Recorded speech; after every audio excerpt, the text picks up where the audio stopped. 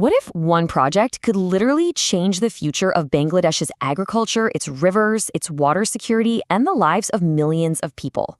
Seriously, think about that for a second. Water is basically the lifeblood of a nation, right? For centuries, the mighty, turbulent rivers of the Bengal Delta have grown its food, sustained its ancient forests, and served as massive highways for commerce. But what happens when those very same rivers that literally built the country begin to slow down, choke up, and run dry? Welcome to This Explainer. Today, we're diving into a genuinely massive, almost cinematic infrastructure proposal. It's a staggering engineering marvel that aims to completely rewrite the geography and the daily lives of millions in Bangladesh. Section 1. A project to change everything. I really want you to pause and grasp the sheer magnitude of this. We're looking at a multi-billion-dollar question here. Could a single colossal project actually reverse the drying of rivers and secure a nation's future from the ground up? Let's dive in and find out. To wrap our heads around this, we've first got to define what the Padma Barrage actually is. We're talking about a proposed 2.1-kilometer water retention structure planned for Pangshe in Rajbari.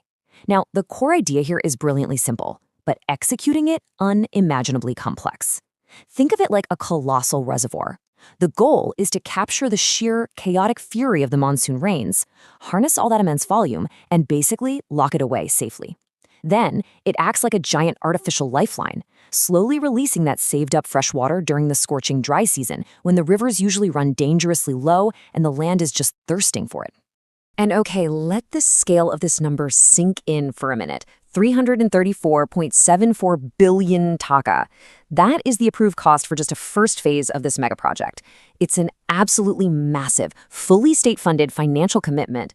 But, this isn't just about pouring concrete. This astronomical number is directly tied to protecting millions of rural families, farmers whose entire existence literally depends on the health of the Padma River basin. Section 2. Why Bangladesh needs it. The historical context here is deeply fascinating.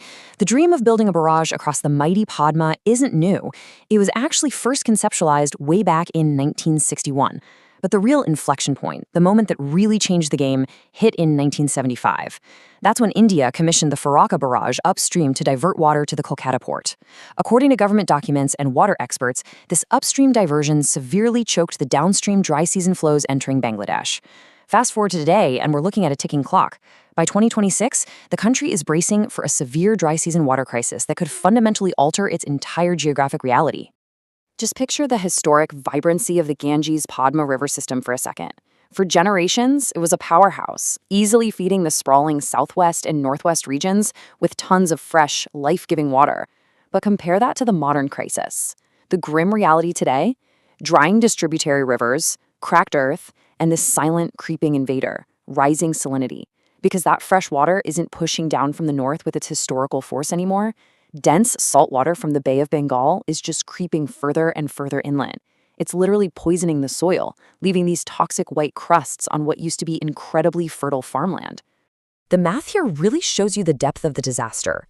Before the 1970s, dry season flows in this system roared at around 70,000 cusecs. Today, because of those upstream withdrawals, flows have absolutely plummeted, sometimes dipping below 20,000 cusecs.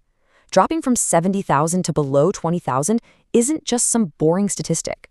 It's a direct existential threat to agriculture, fisheries, and biodiversity across nearly 37% of Bangladesh's total territory. We are talking about 20 to 25 districts staring down a tangible disaster for their families and their future. Section 3. A wave of major benefits. Now, this brings us to the visionary promises of the barrage.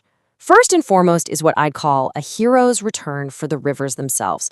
The project aims to resurrect 5 distinct dying river systems: the Gorai Madhamati, the Hisna Mathabanga, the Chandana Barashia, the Baral, and the Ichamati. Think about what bringing 5 dead river systems back to life actually means. Dry, sandy riverbeds would suddenly fill with flowing currents again during the leanest months of the year, totally reshaping the ecosystem and breathing life back into entire communities. But to achieve a revival like that, you need a mind-bending volume of water. We are talking about capturing up to 2,900 million cubic meters of monsoon abundance. By locking this practically oceanic amount of water behind the barrage, planners are aiming to guarantee a minimum dry season flow of 570 cubic meters per second rushing downstream. And that's no matter how severe the drought gets. The ripple effects of that water storage for food security are just staggering. Look at the projected boost in agriculture. Experts suggest this preserved water could successfully irrigate 2.9 million hectares of newly arable land. That could potentially add 2.4 million tons of rice to the annual harvest. Imagine transforming barren dry season dust into endless fields of green. On top of that, it could boost local fish production by an incredible 234,000 tons. This is an unprecedented, absolute game changer for the rural economies in the Southwest and Northwest. And there's a huge added bonus. It's not just about water and food. The project smartly integrates clean energy, too. Current plans include installing 2 hydropower plants, one right at the main barrage and another at the Gorey offtake.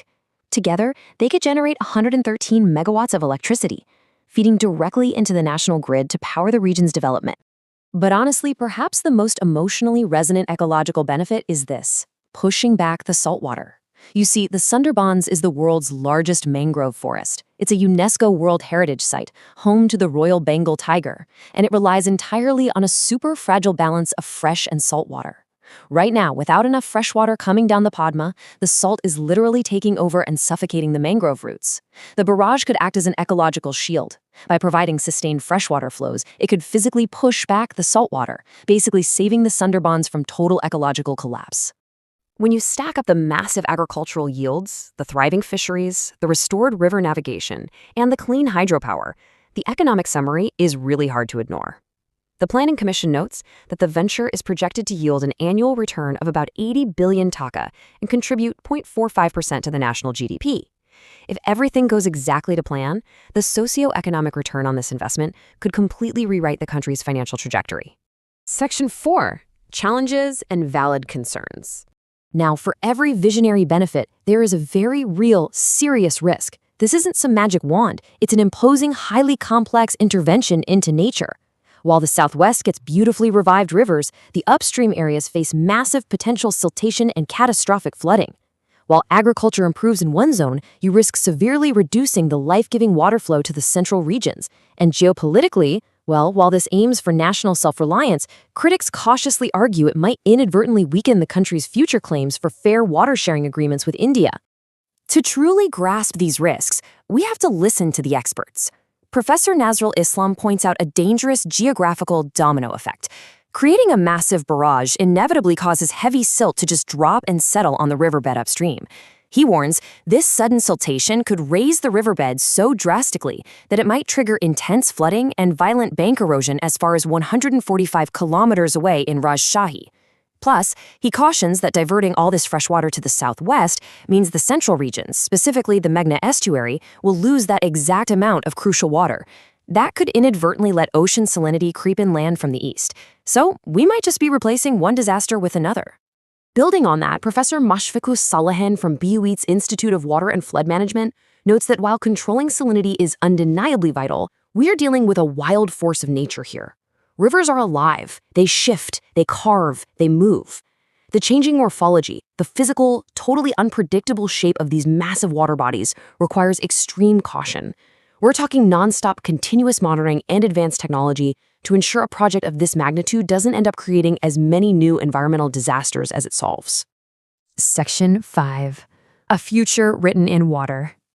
Ultimately, the Padma Barrage is infinitely more than just poured concrete, steel, and giant sluice gates. It's a monumental, historic decision.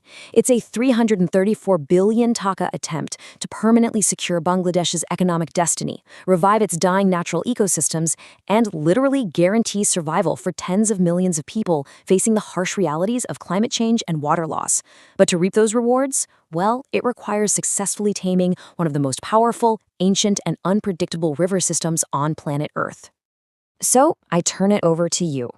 Is the Padma Barrage the ultimate, necessary lifeline for Bangladesh's long-term survival and water security? Or is it a deeply risky environmental gamble that might have devastating unintended consequences for the Delta? I really want to know what you think, so drop your thoughts in the comments below. Thank you so much for joining me on this explainer, and as always, keep questioning the world around you.